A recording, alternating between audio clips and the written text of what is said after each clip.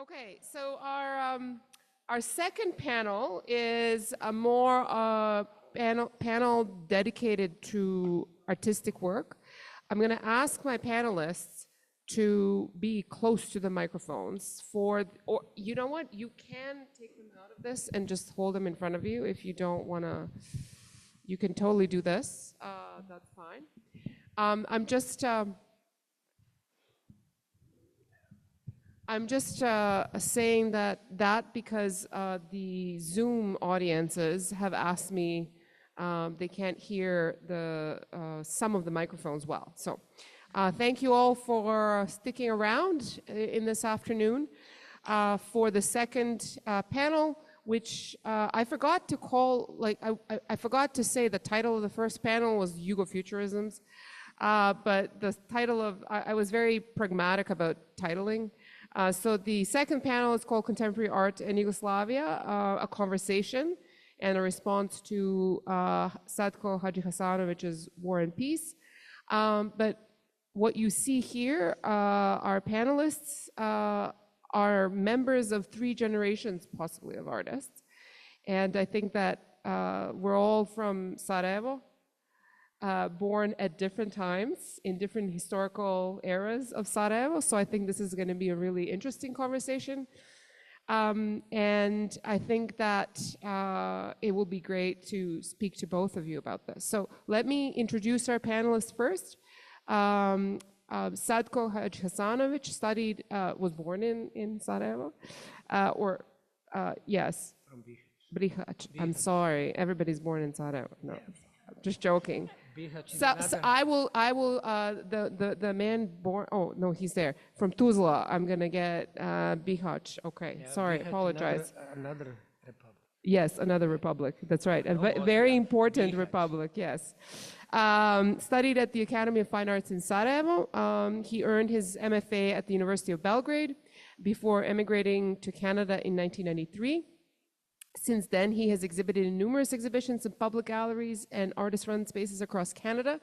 His work is currently the focus of the concurrent retrospective War and Peace, 1984 to 2024, at the Contemporary Gallery of Cultural Center Pančevo, Serbia. He's recipient of multiple visual arts grants from the Toronto Arts Council, Art Council of Ontario, Canada Arts Council, and so forth. Sadko Hadžihasanović is represented by Paul Petro Contemporary Art Gallery in Toronto. Žana Kozomora is an interdisciplinary artist, curator, and art administrator with nearly a decade of supporting contemporary exhibitions and programming with public galleries, university art galleries, artist-run, and grassroots organizations. I apologize, I am minding the audiences who are entering our Zoom.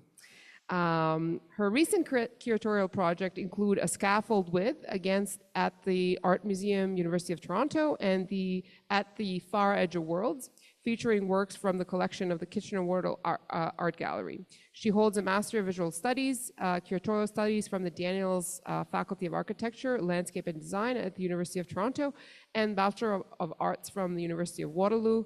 We're very proud of her, specializing in studio art. Kozomora was born in Sarajevo and grew up in Kitchener, Ontario, the traditional territory of the Atavandarao, Anishinaabe, and Haudenosaunee peoples. So,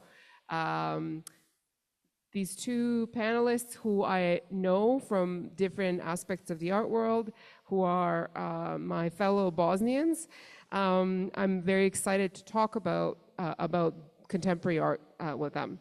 So I will start by the first segment by asking some contextual questions from both of our panelists, sorry, again, to situate both their work and biographies in Canadian, but also Yugo or Yugoslav context and Bosnian art context. But before I do that, one of the things that has not been mentioned in the Canadian English bio of Sadko is his participation is one of the most important contemporary movements in Bosnia, Grupa Zvono, which have done some amazingly important work in sort of performance, public intervention, and another, what I would call conceptual art practices throughout the 1980s. And, Sadko is doing the painting here, but he has done so many other things that are key to understanding Bosnian and Yugoslav art. And I wanted to mention that because I think I wanted to start us off with that. So Grupa Zvono existed from 1982 to 1992.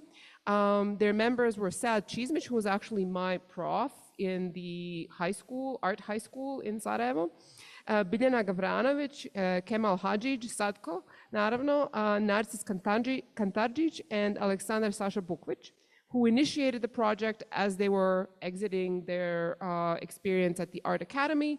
Some of their really important work was done in public and in front of the public, which is why I love your work so much.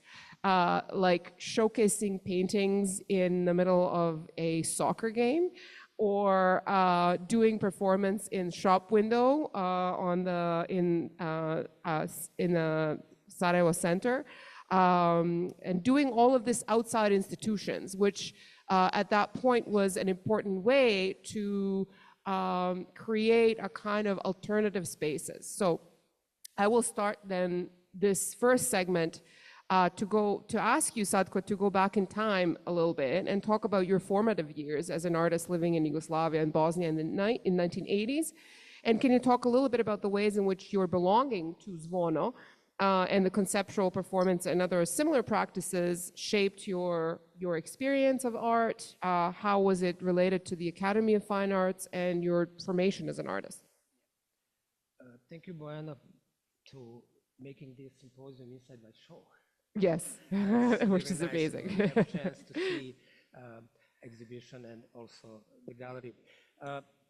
Just to say about me, I entered the Academy of Fine Arts in Sarajevo, 1978, and it was 4 years program. Also, it's good to know that art scene in Yugoslavia and Bosnia was same as, and also part of European art scene. Tito was president who was communist, but he was smart, and he didn't force social realism in Yugoslavia. They stopped around 1950, 1955. It means since that period, in art production in Yugoslavia, in all the Republic was looking what's happening in Europe and making the same works. Also, it's good to know that art in former Yugoslavia was formed in beginning of 20th century. That was some schools already in Slovenia, Croatia, Zagreb, and Belgrade, but many artists travel and have education in all countries in Europe. Artists from Croatia usually go to Germany, and some of them go to Munich. I know that professor there was Hans Hofmann, or one of the artists in Belgrade, Nedeljko Gozdenović, who also teach my professor. That like one segment of European art was getting in Yugoslavia, getting from Germany, Austria, but also many artists travel in Paris, in France, studied with André Lot, and we can almost say till that point of 1950s that aesthetic in former Yugoslavia was shaped by French school and German school. Croatia more under the German influence, and France for the Belgrade. And in 80s, when I came when I started to study, we have 4 academies in Yugoslavia: Ljubljana, Zagreb, Belgrade, and Sarajevo. Sarajevo was the youngest academy. And that is a good information to know that Yugoslavia was around 25 millions, and they produced probably 200 visual artists graduate in all of this. Like maybe Foni in Belgrade graduate painters, 15 printmaking, the same in Zagreb and same in Slovenia and Sarajevo. That only 200 artists actually coming out of the school in that period. Also, I was finishing my years in Sarajevo, and program was really great in terms that 2 years was very oriented to the technical and visual studies. But for example, comparing with any institution in Toronto or here, we have 5 days, first 2 years, 5 days in the morning, 3 hours of drawing and 2 hours of live drawing in the evening. In between, it was some theory.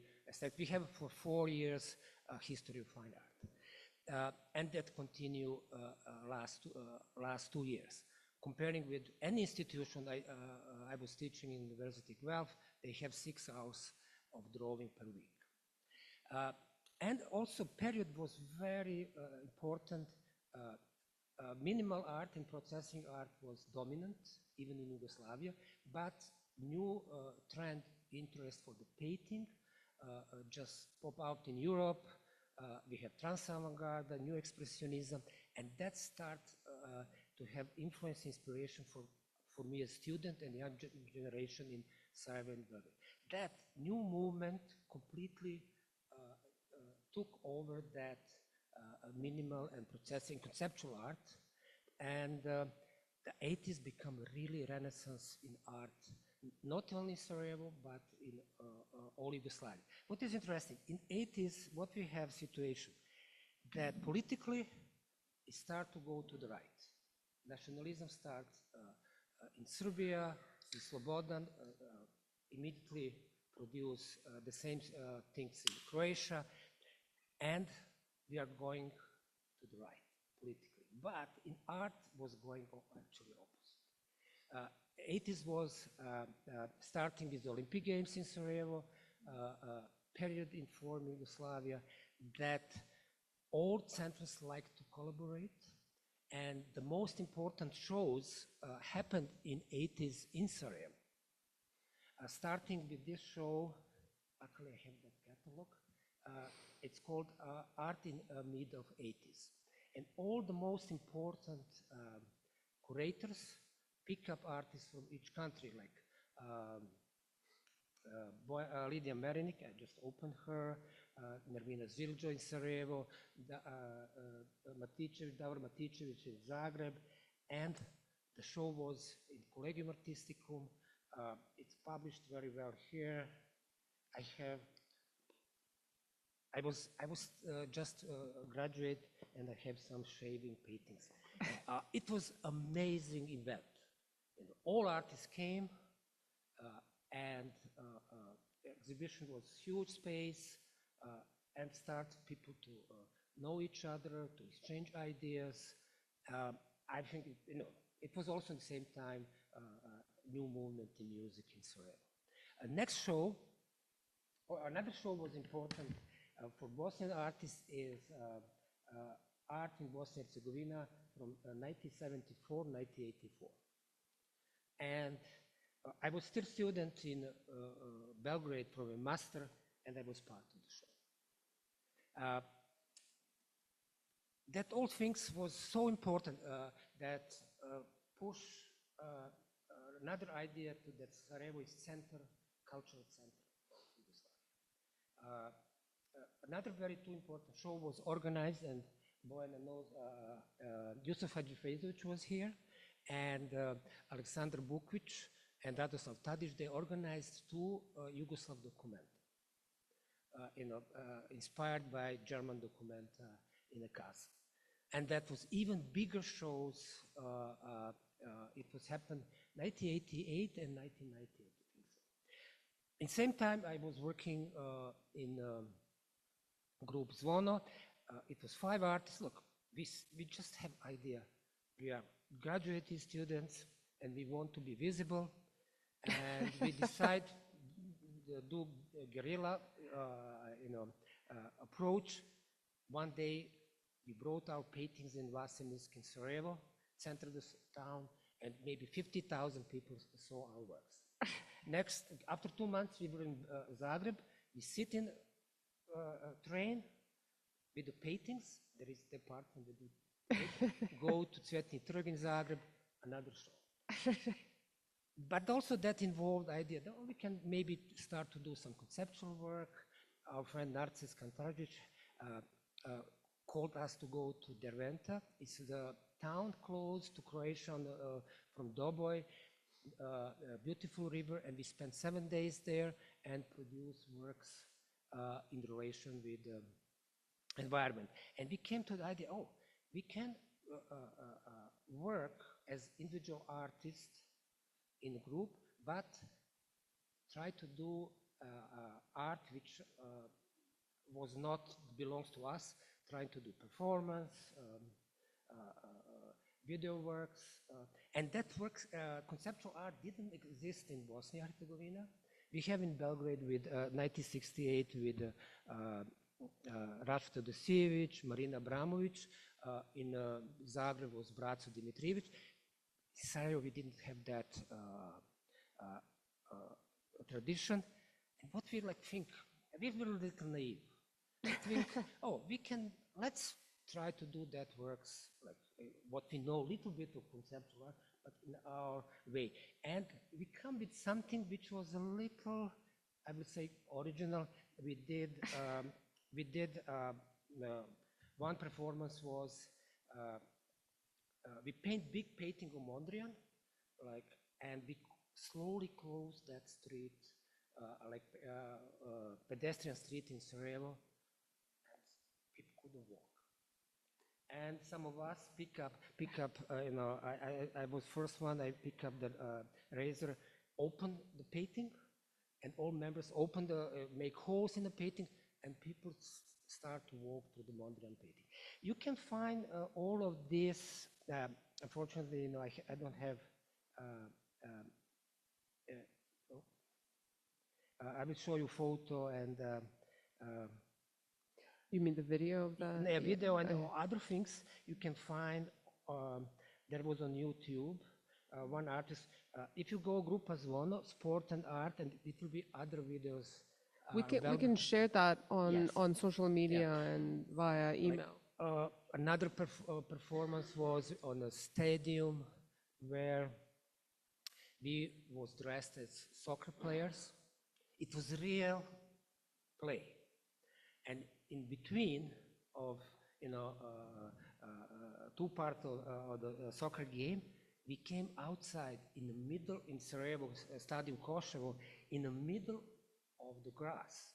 We have easels, and we pretending that we are painting. And we were doing that, these old people come to see us as artists to do that project. But look, it was a little scary, because we didn't know what people on stadium will do with us. Yeah. And there are also one thing you cannot imagine in Canada. We have the biggest show in Collegium Artisticum 86, and we negotiate with TV to make for our show exhibition ad, which was played between two soccer games. That is more expensive, part. And we have 1 minute, ad about show that coming in 7 days. And we didn't pay anything. It just happened. That was, fantastic. So one question that I had, and this is because I haven't done enough research on the work of Zvono, is what was the relationship between you and the new primitives? Like, was there a relationship with you guys? What they were doing? Because then it was he was studying at the academy, right? Yeah, we know some of that, but one was coming to we have studio, we got from town Sarajevo, Elvis Kurtović. He used to come to the studio, and I know him very well, and we were friends. That was because not with Zabranjeno pušenje that much, but that guy was. Because there's definitely a relationship that I can see aesthetically or about this going back to this notion of hustling, right? And that seems to me that you were doing that with your work, kind of making do whatever you've got in order to promote yourself, to be outside of the galleries and to kind of take the work to the people, right? So that element, that's right. Element of humor, actually, some of the works, I think, of groups one, or not all, have that elements of humor, which even they are conceptual. In conceptual art, you know, humor almost couldn't exist. Yeah. Because it's based on ideas, strict, you know, philosophical sentence, but it has just become, you know, like a joke. Yeah. And I think, and what is interesting, that this work, this is another one, but this work, Sport and Art, was part of the big show in Liverpool Tate in 2014. Yeah. They find that, you know, and that was the best what happened in the group so far. Oh, just one more thing. What means Grupa Zvono? It's bell. Maybe for some people feel sound politically, what is meaning Zvono is, but you know, it was just cafe in Sarajevo, where, you know, Sasha and another guy, Jovica Maričić, went to the guy, we were students, asked him, can we play jazz music in the evening and have exhibition in a cafe? He said yes. You know, during the day it's very serious. You know, Sarajevo people came, have like rakia, pivo, or even you see, glass bottle with eggs, which are like, you know, to eat, because if you drink, you know, if you can't that. But that is from where we got the name. Actually, now it looks, you know, its idea also was, oh, the bell means you make sound to be visible. But basically, it was just cafe. No more than. Well, that's how myths are born. That's how stories are. Myths are born. So that's okay. Now to come to Žana, and I would like to ask you about your formative experiences, because they were completely different than Sadko's. You were born in Sarajevo, but you were born just as the war was coming on, and so you don't really, I guess, remember because you were too little. But your experiences of Yugoslavia and the formation as an artist were filtered through trauma, being a refugee, growing up in a different country. And I would like to know how those experiences of your own family that you mention and work with in your own work during your studies, how they shaped your practice, and how that echoes in your work still as a curator or as an artist. Yeah, so I think Sadko, when you left or arrived in Canada, I was born in '93, right in the middle of the siege. And I didn't arrive in Canada until 1998, so I was 4 years old. And basically my recollection is very, very little, as you would imagine, at that age.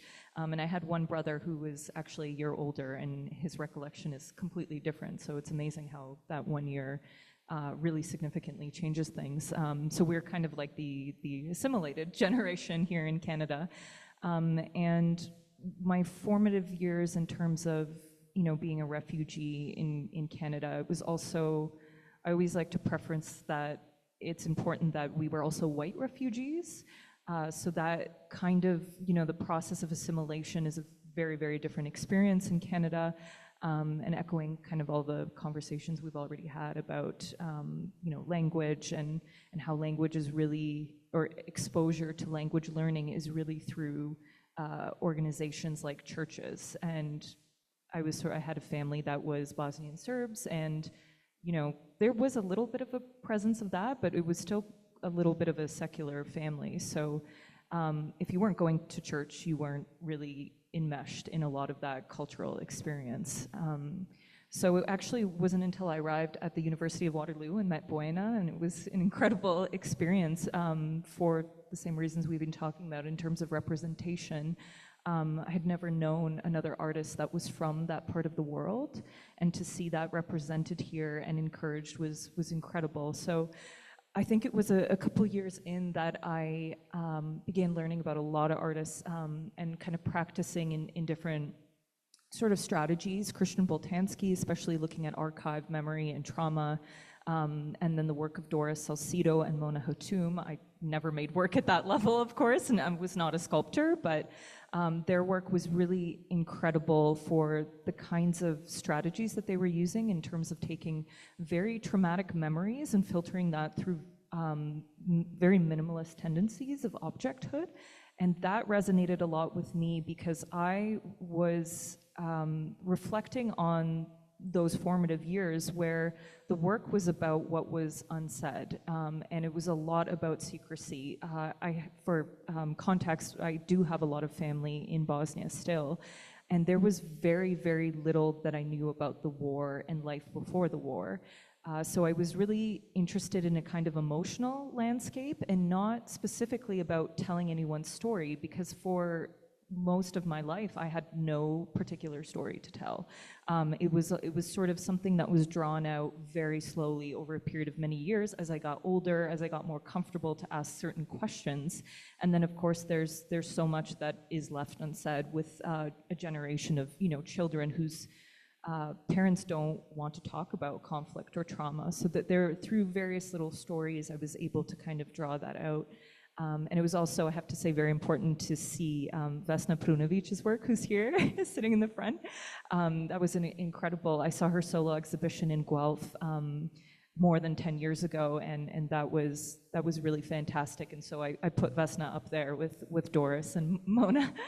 And yeah, so thinking about that emotional landscape, and also, for context, it's important to mention, I was not part of a generation whose parents took them back home every year. So I grew up around children whose parents did that, and I recognized that was important, and it just wasn't something my parents did, but I always kind of like to joke about, because my parents took us to Cuba instead. So I went to Cuba a lot. So I don't know if there was, we always like to joke there was some kind of communist affiliation there. So I did have a grandmother I was able to see. How many times in Cuba? Like 6 or 7. Oh, we went 20 times. Oh, you win. So that was interesting. And so there was a really significant separation and a really large barrier. So even though I had lots of family that was living in Bosnia, I never actually saw them, and I couldn't engage in a process of revisitation yet. I would do that once when I was 14 and later when I was 24. So I think the first sort of strategies that I took on in learning about all of these artists was pulling from archives and pulling from domestic objects as refugees. Of course, the very little that we can bring to a country that we are escaping to is those very small things. So things like cutlery, like metal spoons, things that kind of belonged to a great-grandmother, like those cross-stitched patterns and things like that. And I began to kind of work with forms of abstraction with those, removing them from their context.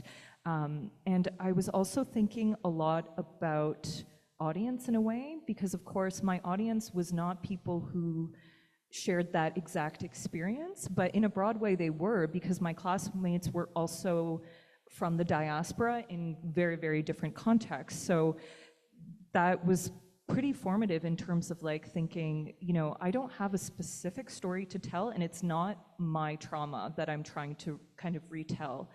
That would sort of shift a bit later. I was looking into intangible cultural heritage. So I was then, later I kind of got into a practice of gathering stories from my father, but they weren't directly ever about trauma.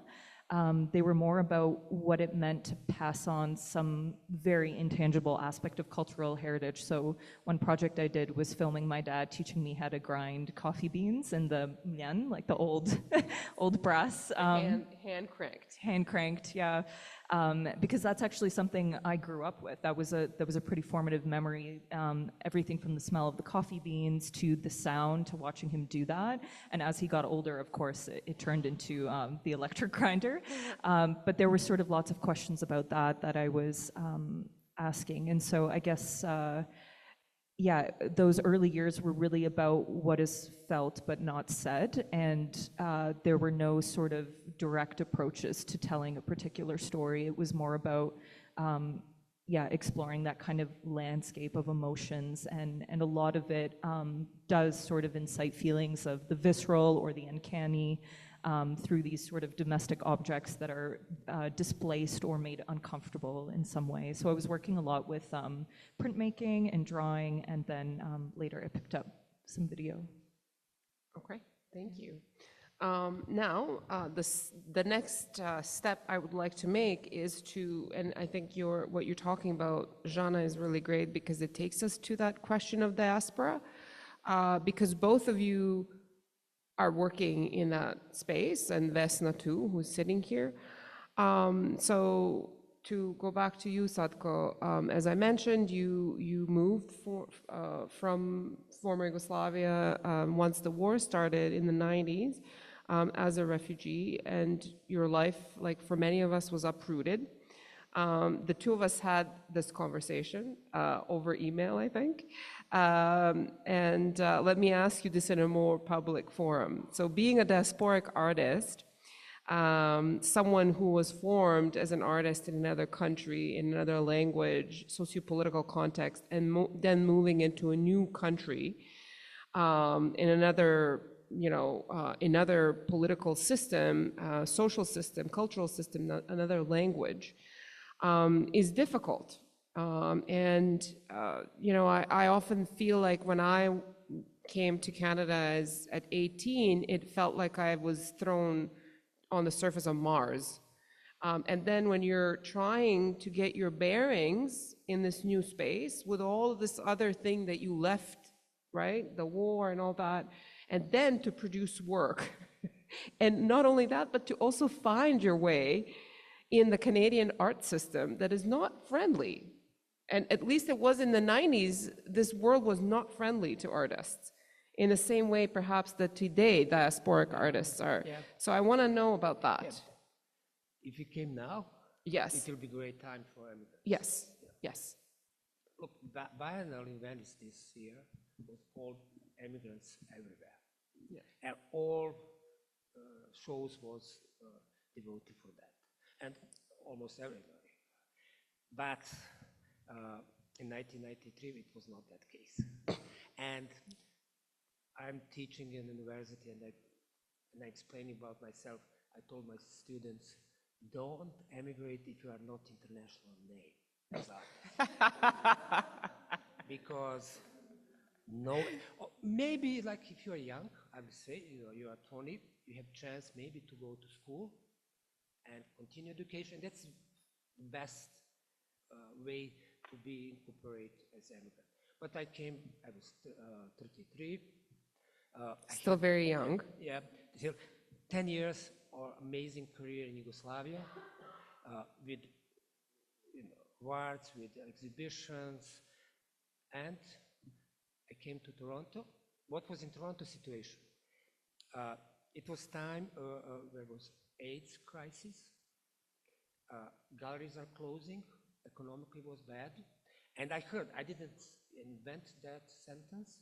They said, if you don't know you, they don't want to know you.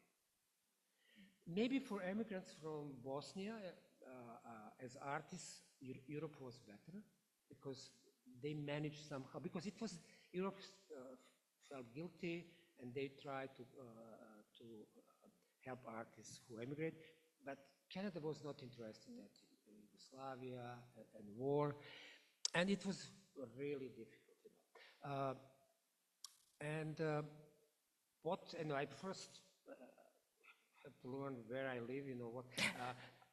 Economically, what saved me, I was in Yugoslavia doing watercolors and portraits of seaside on Island Hvar, one of the best paradise places.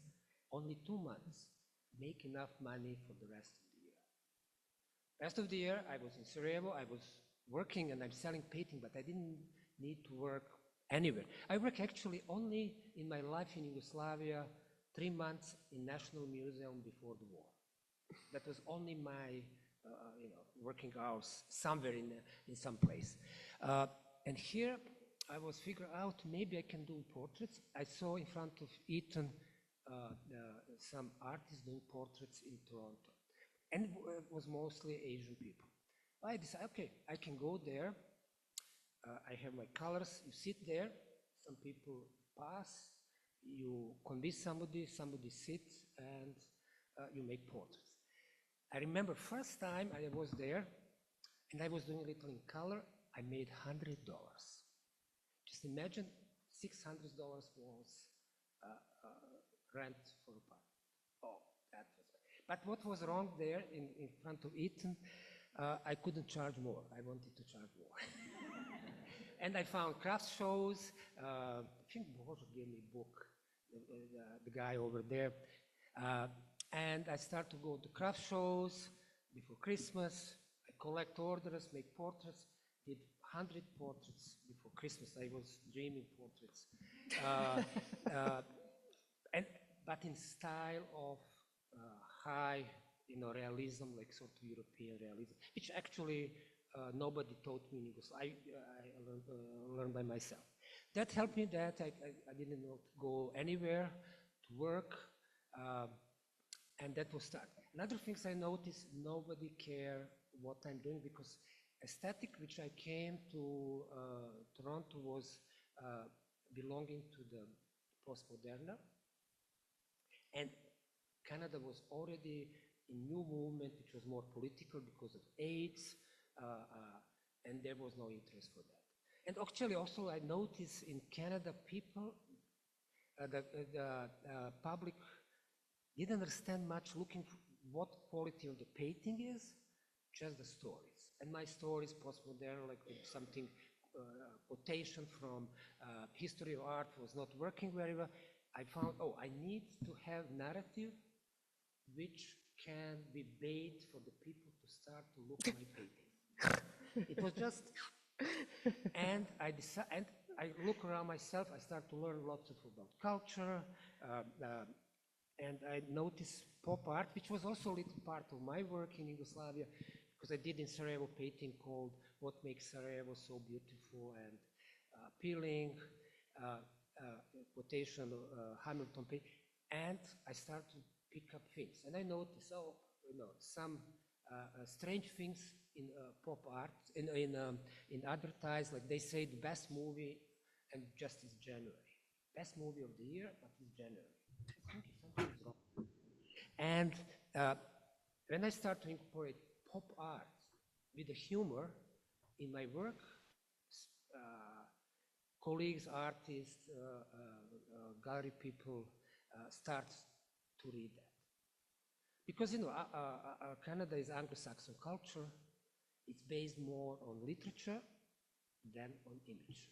Because look, in Anglo-Saxon culture, there is no paintings in churches. And every week, people going to the church. Empty walls. Just story. That narrative was, the element. And I like to do that because I have fun. It was not my personal art, and that was my ticket to art scene. I became a member of Red Hat Gallery.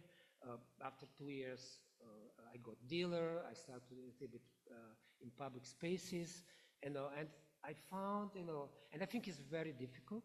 Like I know my friends from Sarajevo, which are great artists, they couldn't do anything in terms of to break that to be visible. Really ask lots of work. I know. I have little that experience already in Yugoslavia because I was born in a small town, Bihać, one of the most beautiful town or most beautiful river in Europe, Una.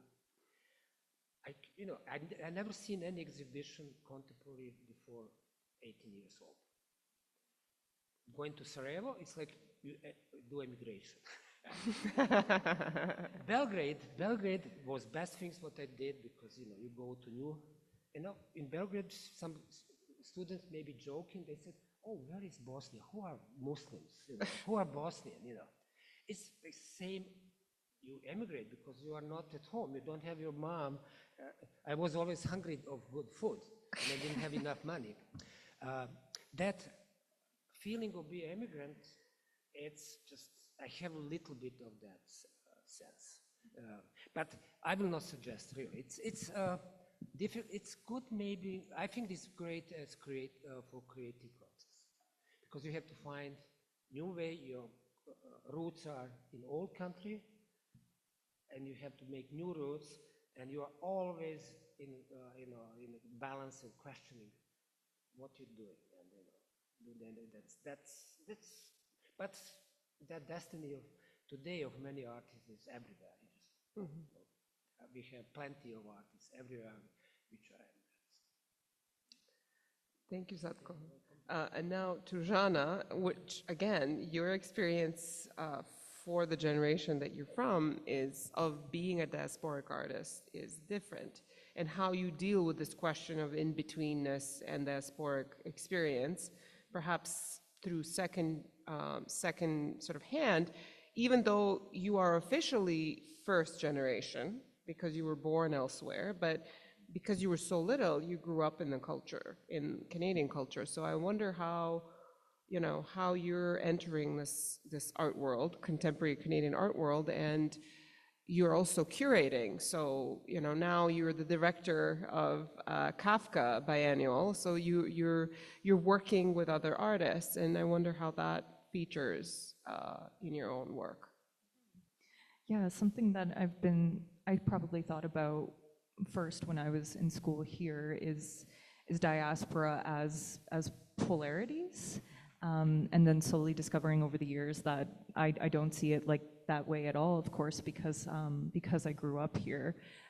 So for me, it was more web-like, I guess, as a sort of visual and a very complicated one. And I think the first thing I think of when I think of diaspora is that struggle with nationalist identities, and that's just going back, I guess, to the formative years was something that wasn't at all apparent to me growing up in Canada. It was something that I had to slowly learn, but at a specific age, sort of discovering within, a family or friend group that we all come from the same place, you discover how youth has the radical potential to really shift thinking, but at the same time recognizing that youth were also directly inheriting the prejudices that their parents brought, even though we are, born here or otherwise. So when I think of diaspora, I think about that aspect of it, of what are we choosing to inherit and to perpetuate, and can we radically break away from that? So I think also diaspora feels like a bad word to me sometimes. I hate hearing the word.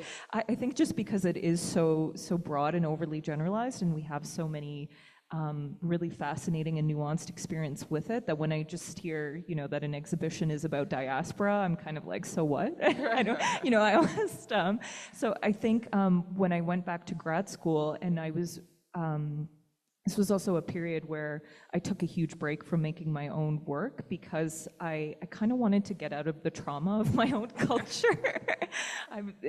And of course, kind of break away from my own family story and really seriously look at what other artists were doing and what they were making that was informing their practice.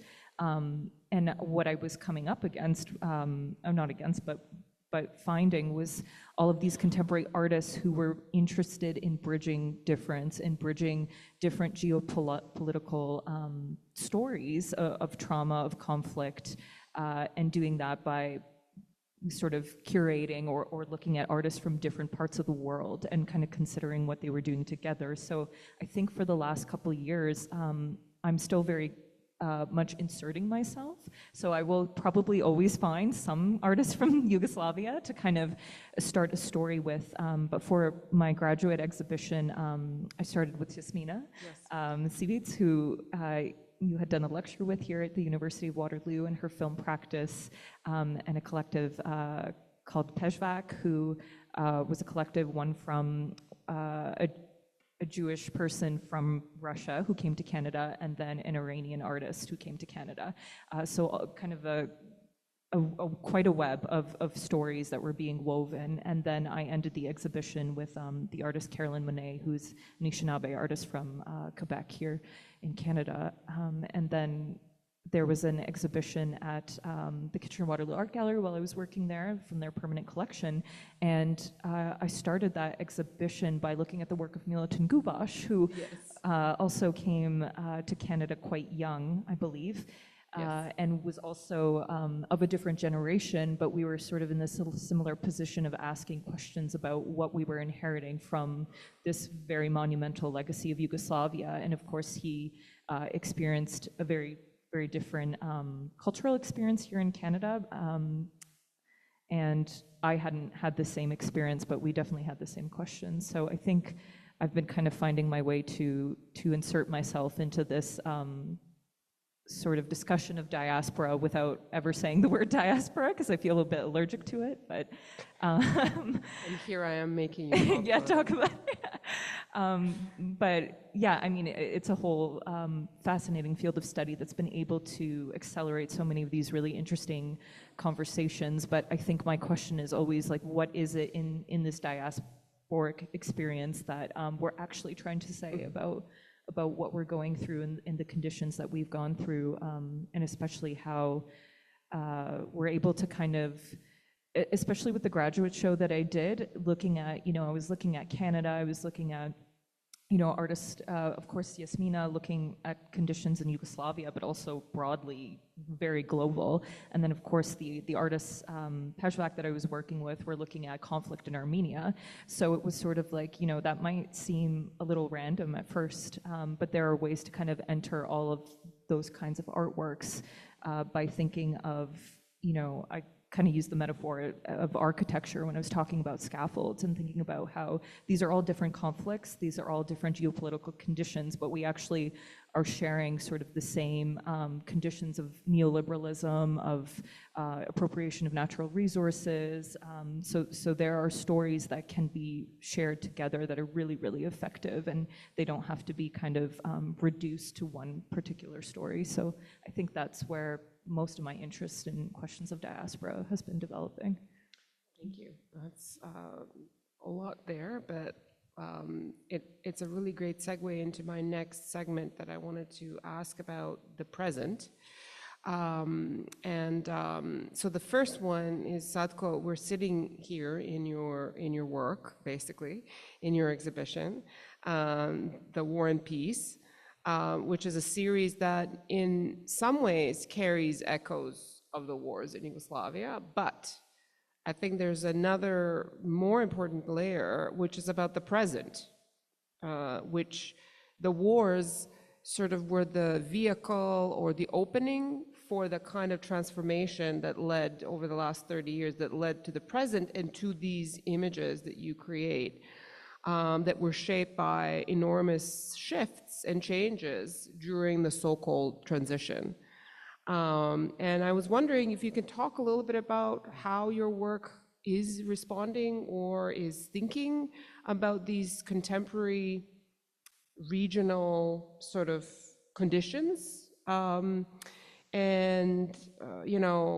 does it talk about the broken up statelets that we have, like these little states that think of themselves as really great, but and then there's the state project, but then there's the people who you are here really closely looking at, and I wonder what you can say about that. That's interesting. I spent only in the war 1 week. It's not the same as like 3 years. Yes. Yeah, but 1 week was enough. And luckily, me and my wife had chance to escape Sarajevo from airport in cargo airplane. And it was really dramatic experience. It's like the movies in Vietnam, I don't want. And is it the Kikash? Sorry? Is it the Kikash? The big transport airplane, Kikash? I don't know. Okay. Just we were with another friend and her family and her husband working in army and translator, and he said, "Oh, there is an airplane, and you have to go airport, but you have to go to the war zone." And when you came there, you see suddenly, I remember, I see people which I know from Sarajevo. It was like actors, artists, everybody trying to escape. And there was a possibility to pay tickets, but we have chance to go to that empty cargo aeroplane. You sit down, in front of me was a pregnant woman, and and we went to Belgrade because my wife is from Serbia. Interesting that story now inspire my daughter to make something with animation. It was really traumatic event, and you continue to live, and we came to Canada, but that didn't go away from you. I wanted to do something with that, but I was very careful, and I think that is too close. And only works like in 2002 I produced, which I think that relate to the war. I start to do like one painting called What Boys Want, and I have boy with a water gun proudly standing, and I have image from the toy store, and I make painting out of that. And I was fascinated how they culturally learning and preparing actually boys for the war. And that was my answer maybe to the war. Also, it was lots of killing in the United States, and I have a project, Kids as Murder, I call Flowers of Evil, and that was boys and girls which committed in killing somebody when they were small. And that is happening all the time.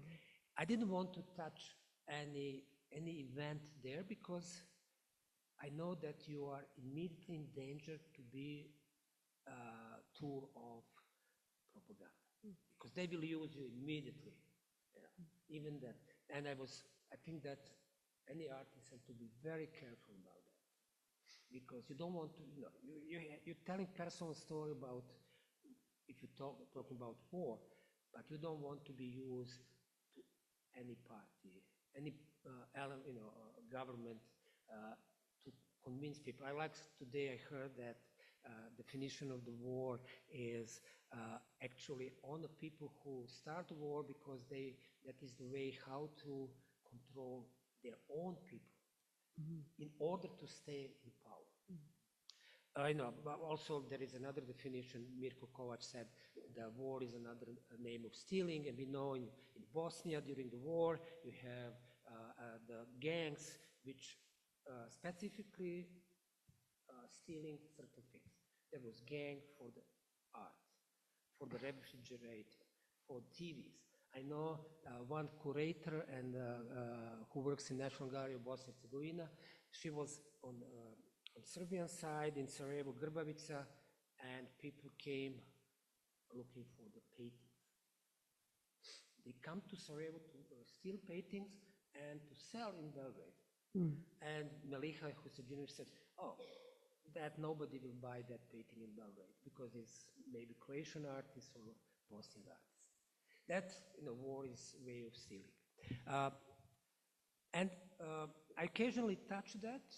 It was always have small project that since till 2 years ago, I came with the idea to put two group of paintings which combine Arcadian subject, and you have that type of paintings there, which is a pastoral element, pastoral landscape where people are in balance and harmony with which is definition of Arcadia.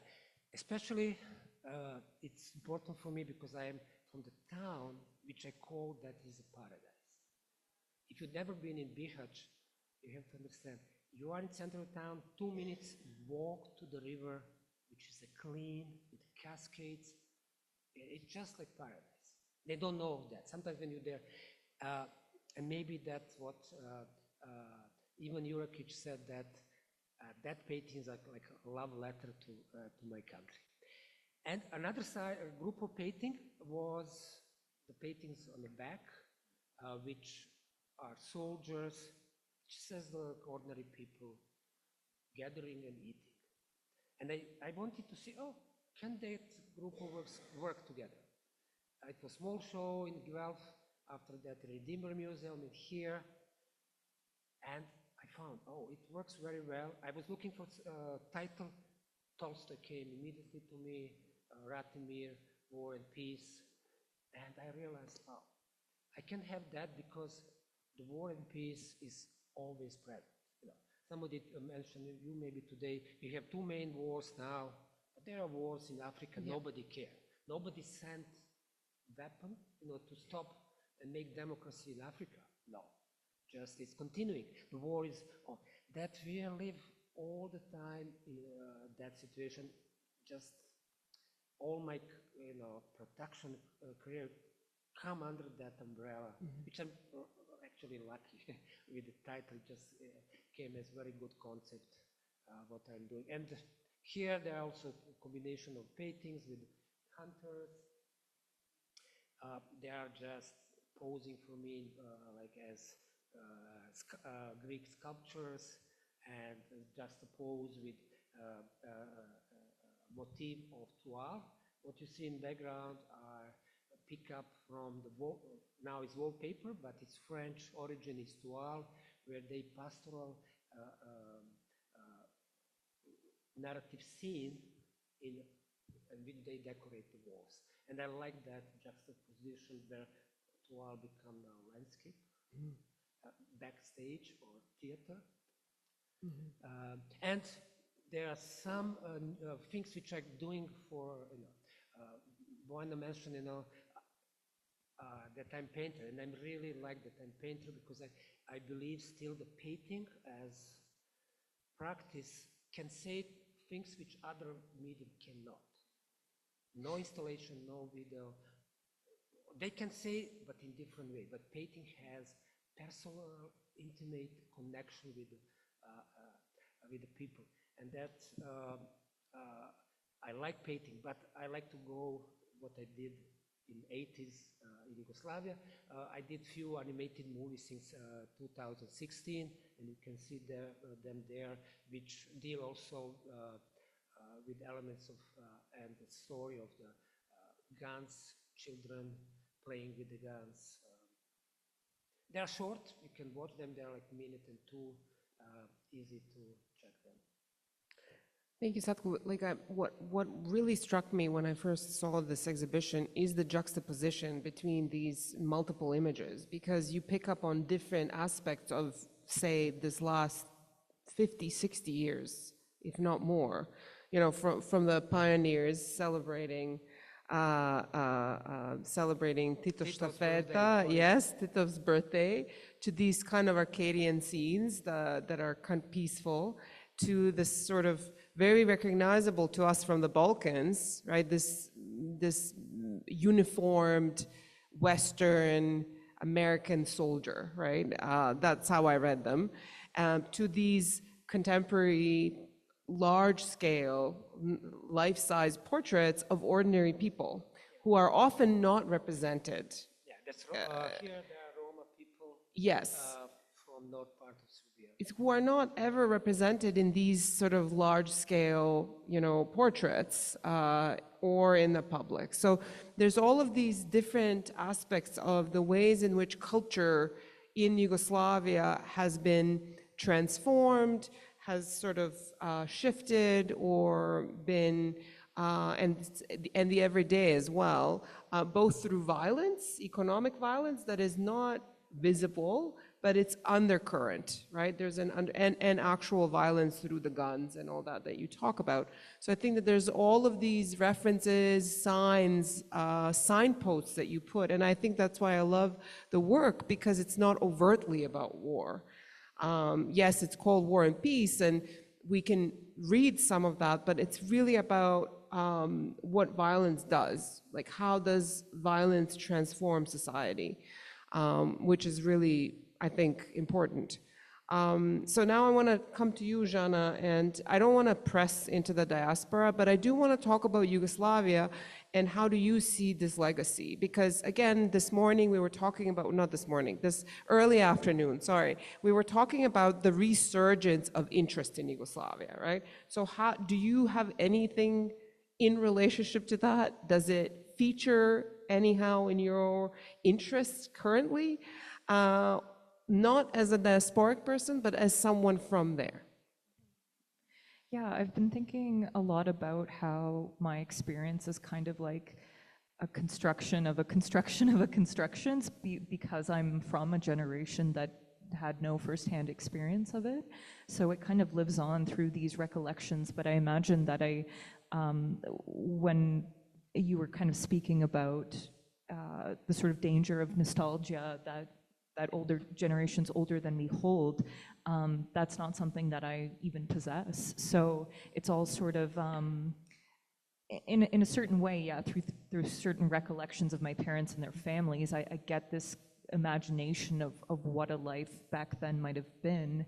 But because so much of my life has been spent growing up in Canada, there isn't that same sort of form of nostalgia.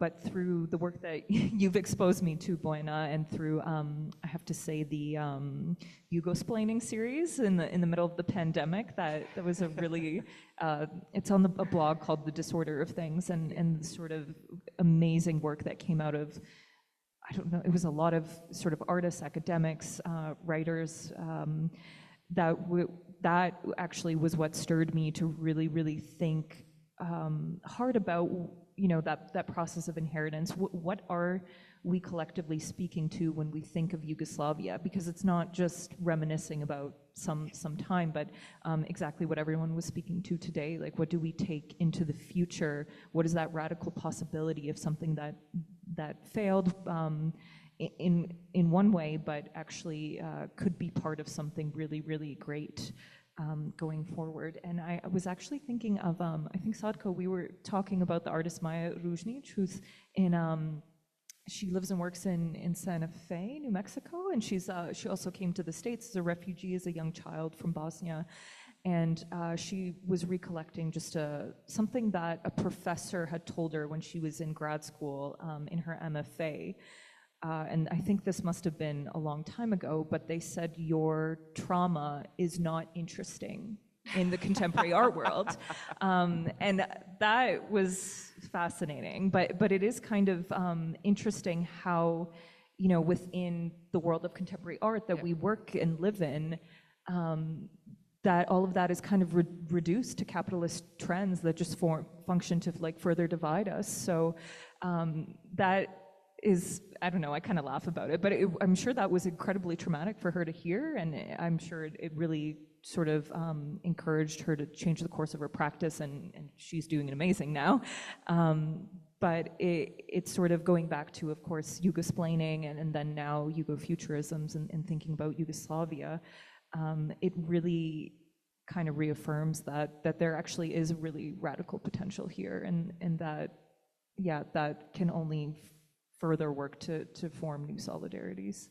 And I think that's the key. I think the future of this is not within us sitting in Yugoslavia thinking about Yugoslavia. It is us making connections to other people thinking about Yugoslavia. And I think that's where we can see the difference of the moment. But I think Yugoslavia also was always international project, and the non-aligned and socialist internationalism was always part of Yugoslavia. So that was already written into the way that the country was constructed. But I think that this is really funny. I'm sorry, the politics of the art world, and I think my first question to you, Sadko, was also about the politics of the art world, because you were just not interesting enough in terms of your refugee status and who you were to the art world of Canada, or your trauma wasn't interesting enough, right? So. And just to Žana, in '94, I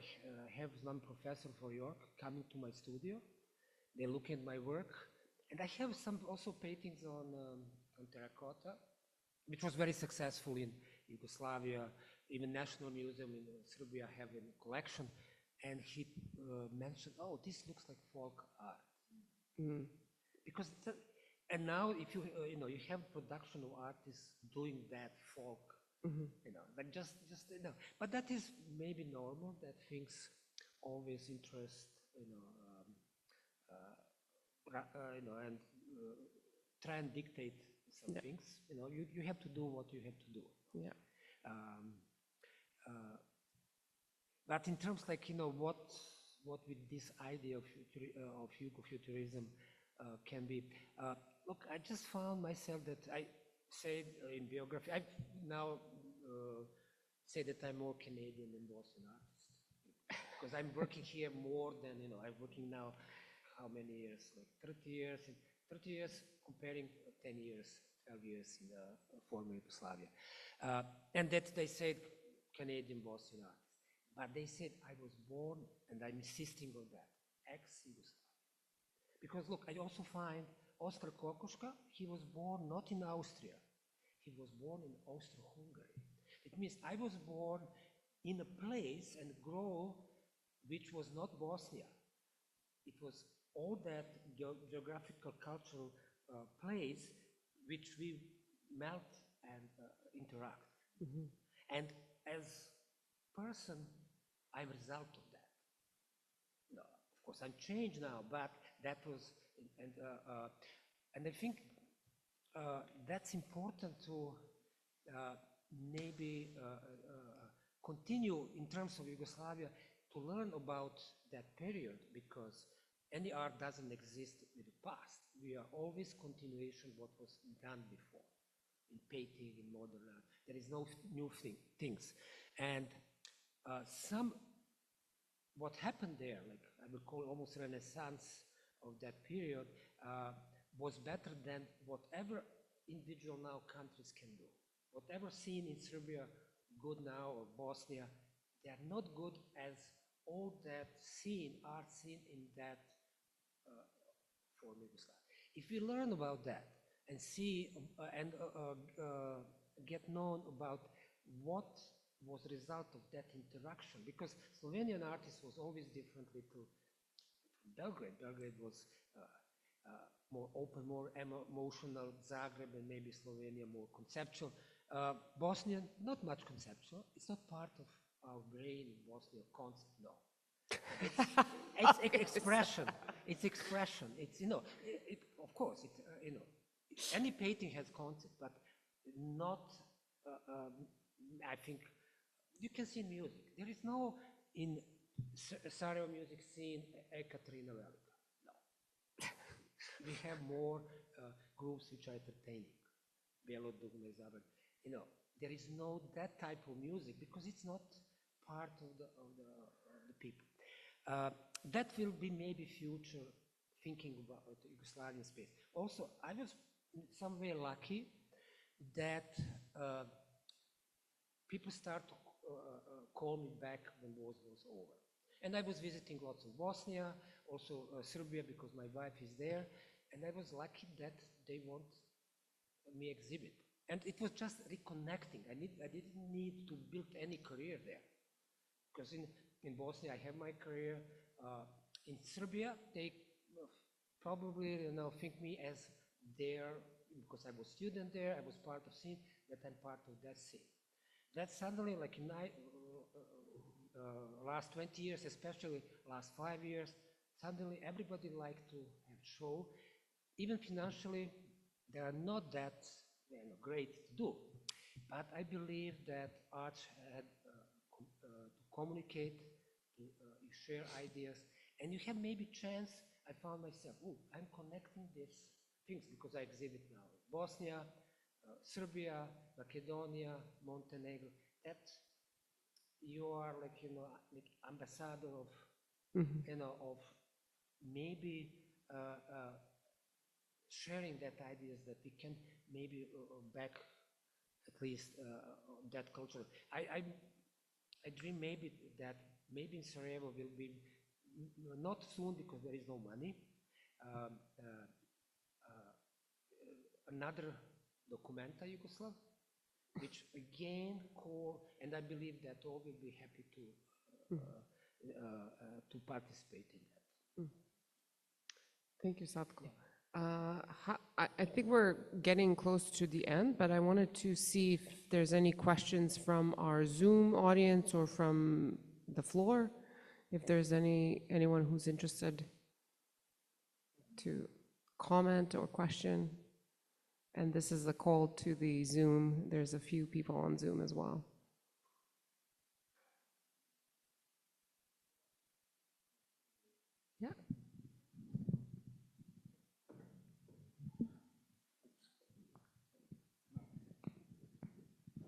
Yeah. I was just interested, my name is Nebojša, I'm originally from Belgrade, but interested in, we've talked about the kind of the touch with the past and the arts in the past. Would you say that there's something, some new interesting directions, artists in the art space that you are kind of finding interesting now? It's a question for both of you. Yeah. Do you mean like here in Canada, or yeah.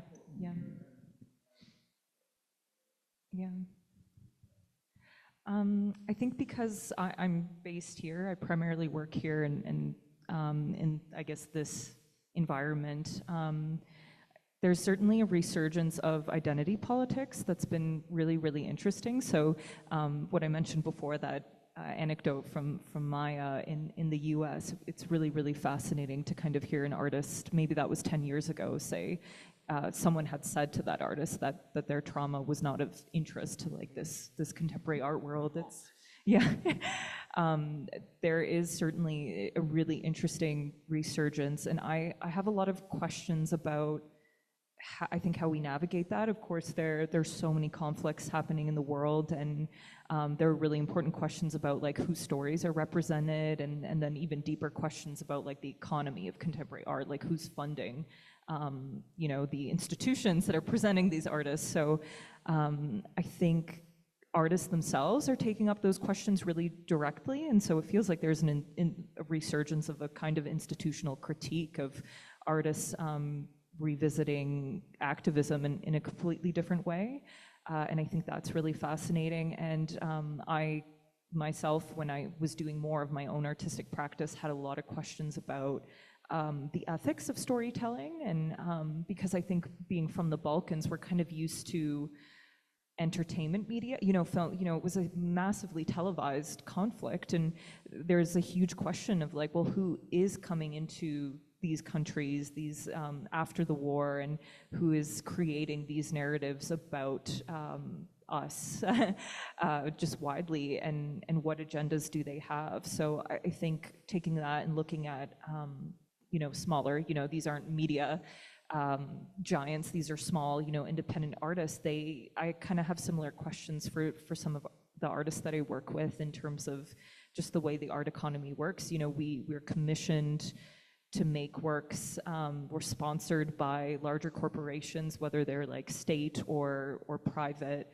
And I think it's interesting to see artists kind of not turn on each other, but pose really like critical questions to each other about the state of ethics, I guess, that way. Like, so I don't know, sometimes I think it's a bit of a shit show, but it's really fascinating to kind of see these debates be very, very public and in a way that maybe they haven't been like 10 years ago, and yeah, have those questions come up on who gets to tell the story, and yeah, do they have the right to? Yeah. And there's also a lot of artists who have in the last 10 years moved away from the region of Yugoslavia. So a lot of young artists who realize that they can't live there.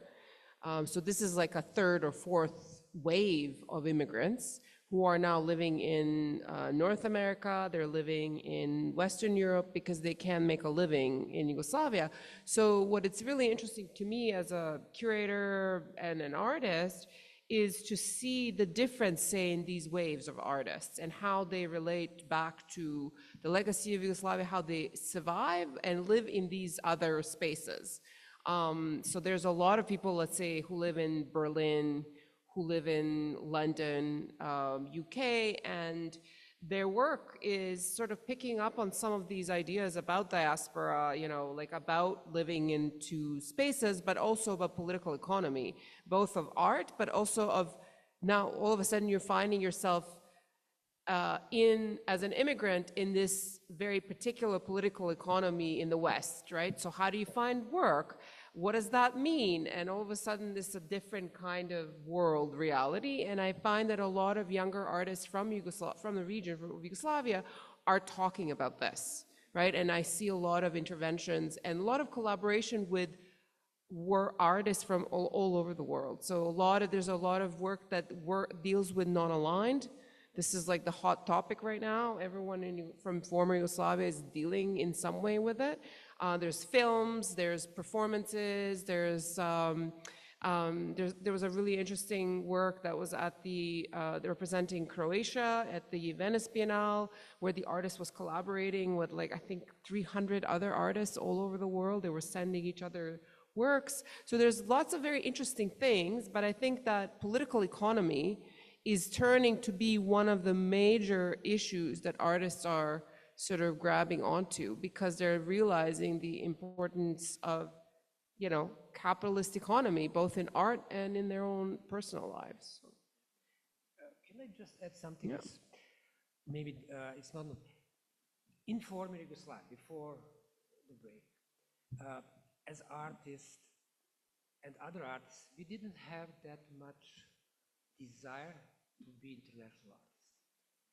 I'm regret for that, because nobody taught us that we have to go outside of Yugoslavia to make success. Mm-hmm. We have some successful artists because their parents have connection and they can send, like Braco Dimitrijević. He was son of Voje Dimitrijević, who was one of the most important artists in Sarajevo and close to Communist Party. Marina Abramović also have parents who helped her to go out. But other artists who are also great in Belgrade, like Raša Todosijević, Era, and a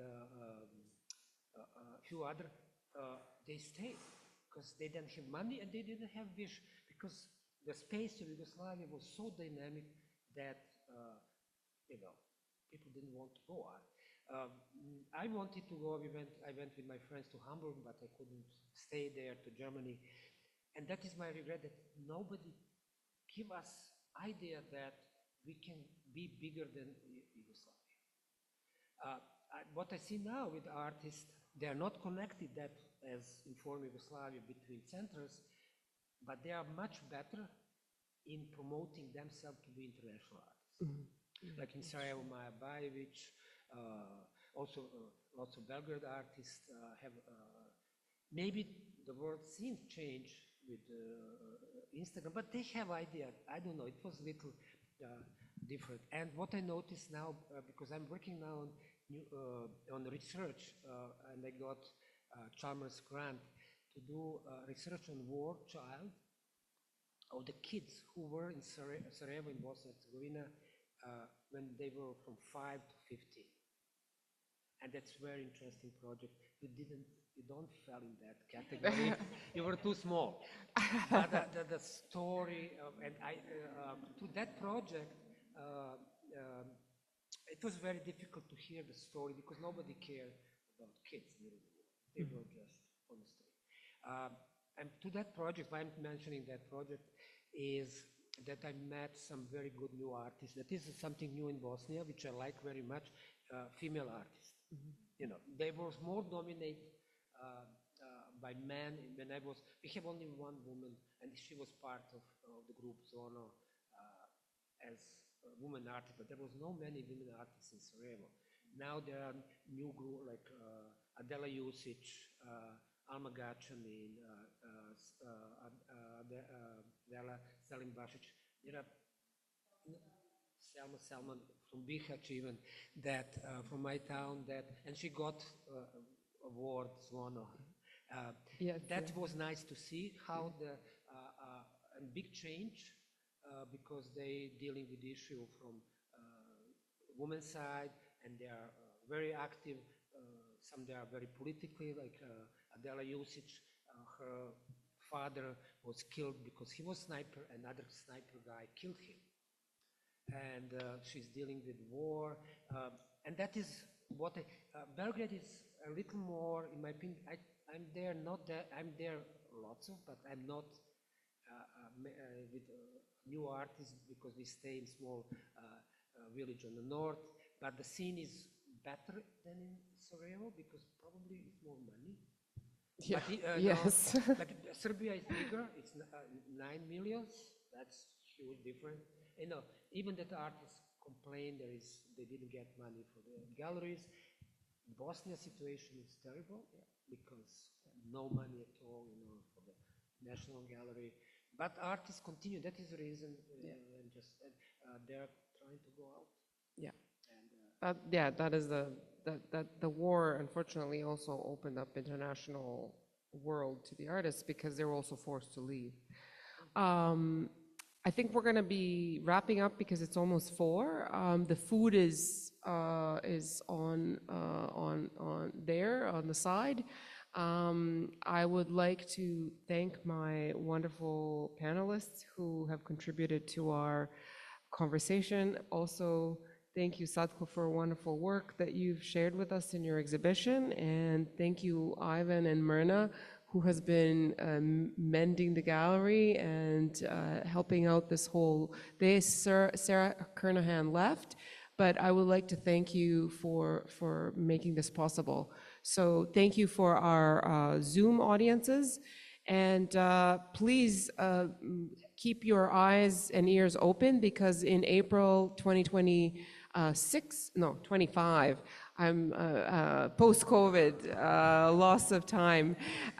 So in April 2025, we will have our 4-day conference where we hope to attract a number of curators, artists, academics, community members, musicians to our conference where we can have a large conversation. This is kind of a preview of what we're interested in. So thank you all. Please eat the food because I'm not returning it home.